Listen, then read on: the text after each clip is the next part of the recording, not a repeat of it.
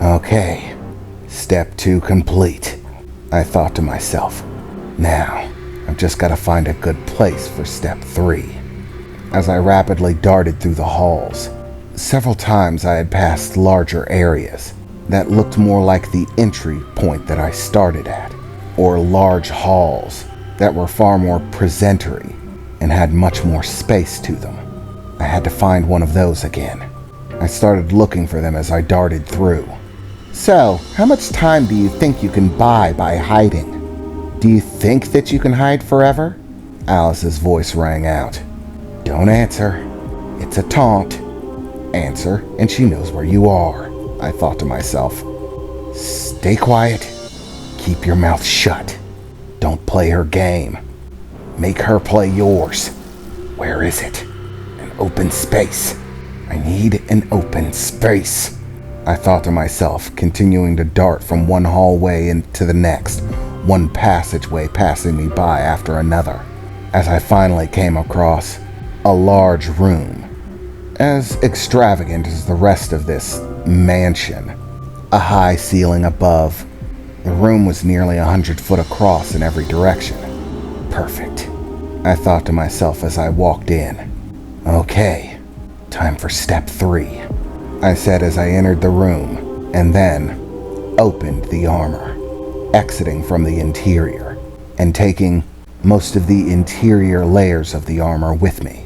All of the padding and such that makes the armor wearable without being uncomfortable, as I allowed the liquid steel to cover my form.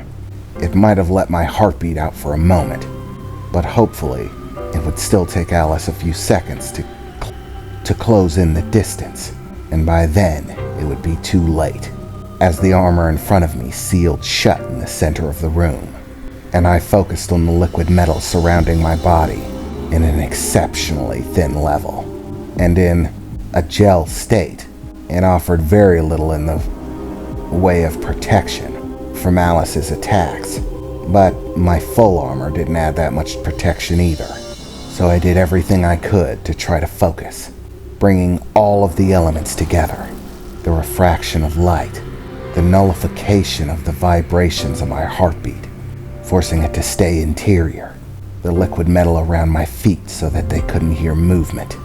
Putting all of the elements together, I looked at my hand as it faded from view, becoming completely invisible, even to me.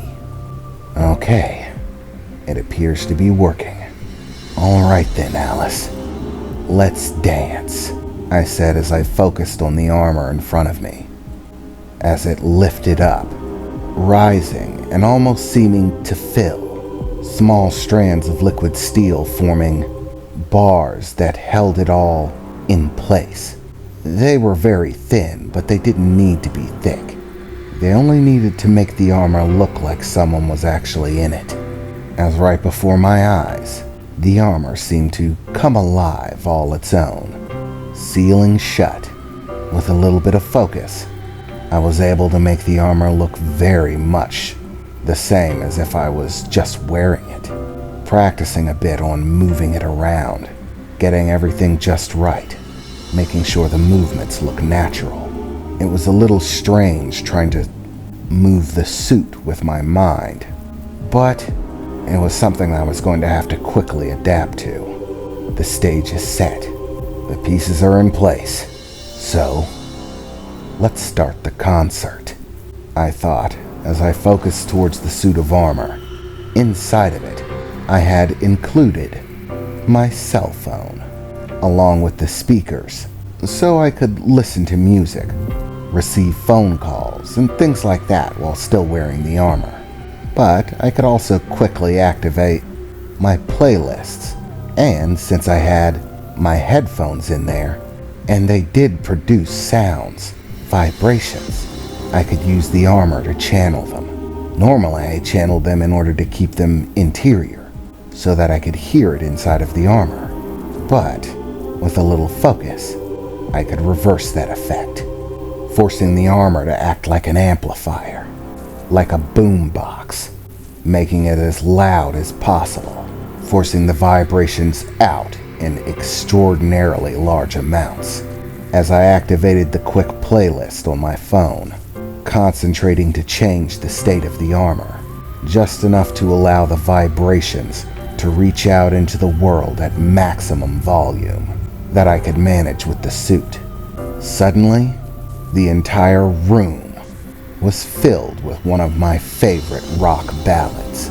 The music echoed through the room and out the door, out into the halls, through the rest of the mansion.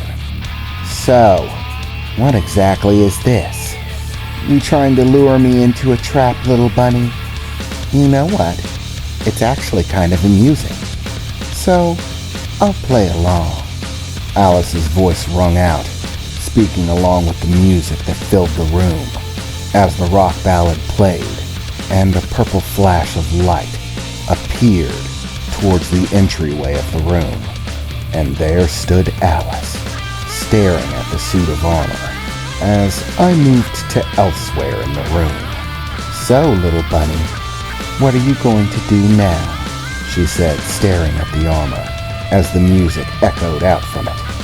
And as she did, I began to force the armor to dance, tapping its foot, nodding its head, along with the music, as it began to shred air guitar licks, playing along with the song while it moved about. As it did, starting to pretend to sing along as well, acting as if it had a microphone and it was singing into it. I was doing an air rock concert with one spectator. In the moment, Alice just looked at the armor, almost bewildered. So, what is this supposed to accomplish? I thought there was going to be a trap. Aren't you going to try to kill me? Attack? Do something? She struggled to say over the music, as the armor just continued to dance and sing and play guitar riffs on its air guitar, as Alice simply stared at it, and even begrudgingly started to tap her foot. So, your plan is to entertain me? Maybe I won't kill you if you're entertaining, is that it? She asked, as the armor gave no response, simply continuing with its performance. Surprisingly, Alice actually dropped all of the questions for a short time, simply watching the performance of the armor, not attacking, not preparing to be attacked. She even started nodding her head as she listened to the song, watching my little performance, listening to the entire thing. As the song came to its end, Alice began to speak up. Well, I have to be honest, I've never had any bunnies perform for their life before. Out of all of the countless bunnies that have passed through here, this is most definitely a first. But just because you gave me a moment of entertainment doesn't mean you're getting out of it, bunny. But you were fairly entertaining. So, I'll end things quick. I think you've suffered enough. The entertainment was enough to make me want to be a little bit more gentle on you. Thanks for the show, Alice said, as she suddenly disappeared from where she stood, not in a purple splash of light, but simply as if she wasn't there anymore. And just as I had seen her do with the liquid metal spirit, she appeared behind the suit of armor, simultaneously as she disappeared from her current location. And with that, the head came flying off the suit of armor, tumbling through the air for a moment, before clattering to the ground in front of Alice. What in the world? It's empty, she said as she stared inside of the empty helmet. And the music began to play again, the next song on my playlist. Where are you, bunny? Alice called out, as the suit of armor swung around, throwing a punch in Alice's direction. As the knuckles flew her way, she effortlessly reached out a hand, catching the suit, and in a rapid blur of motion, slashing out, the arm separating from the rest of the suit. "What, you're just gonna make me keep breaking your toys forever?" Alice exclaimed, as the helmet of the suit, rose from the ground, flying back towards the armor, and the arm that had just clattered to the ground also picked itself back up, both reattaching themselves with ease, as the armor once again began to dance, now mixing in attacks with the dancing. Attacks that Alice seemed to dodge fairly easily. How pointless. What a stupid game. "You think your little armored suit can hit me?"